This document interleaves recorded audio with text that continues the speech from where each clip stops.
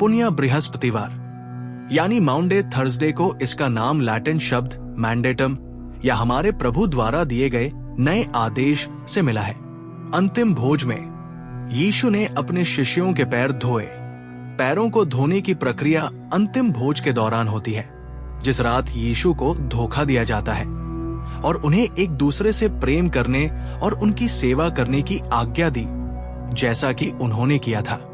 John के सुसमाचार के अनुसार यीशु मेज से उठते हैं, अपना बाहरी वस्त्र उतारते हैं, एक तौलिया और पानी का एक कटोरा लेते हैं और अपने शिष्यों के पैर धोना शुरू करते हैं। यीशु ने प्रत्येक शिष्य के पैर धोए, सिवाय युदस के, जो पहले ही उसे धोखा देने के लिए चला गया था।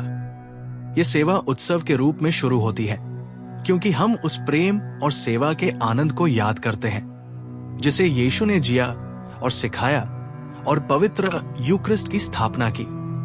सेवा गंभीरता के साथ समाप्त होती है, क्योंकि हम अपना ध्यान गेतसेमन के बगीचे में पीड़ा और विश्वासघात की ओर मोड़ते हैं, जो यीशु को क्रूस और सूली पर चढ़ाने की यात्रा की ओर ले जाता है।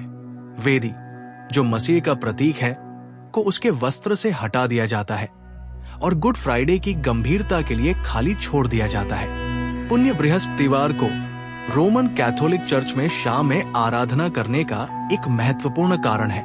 यह हमें याद दिलाता है कि यीशु ने गेतसेमनी बारी में रात भर प्रार्थना की। गेतसेमनी बारी में यीशु की रात भर प्रार्थना करने की घटना बाइबल में वर्णित है, विशेष रूप से सिनॉप्टिक गॉस्पेल्स, मत्ती, मरकुस और लूका में। इस घटना के अनुसार यीशु अपने शिष्यों के साथ गेतसेमनी बारी में गए थे, जहां उन्होंने रात भर प्रार्थना की और अपने आगामी बलिदान के लिए ईश्वर की इच्छा को स्वीकार किया।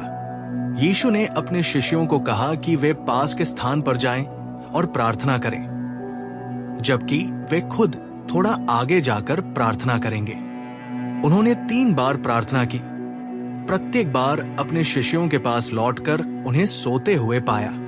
उनकी प्रार्थना में यीशु ने ईश्वर से कहा कि यदि संभव हो तो ये कष्ट उन्हें न हो, लेकिन अंत में उन्होंने ईश्वर की इच्छा को स्वीकार किया और कहा, आपकी इच्छा पूरी हो। इस प्रार्थना के दौरान यीशु को एक पसीना आया जो रक्त की तरह था, जो उनके गहरे दुख और चिंता को दर्शाता है। गेतसेमनी बारी में यीशु की प्रार्थना उनके बलिदान के लिए उनकी तैयारी को दर्शाती है।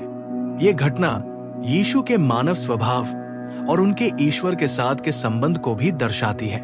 उनकी प्रार्थना हमें सिखाती है कि कठिन समय में ईश्वर की इच्छा को स्वीकार करना और उनकी योजना पर भरोसा करना महत्वपूर्ण है।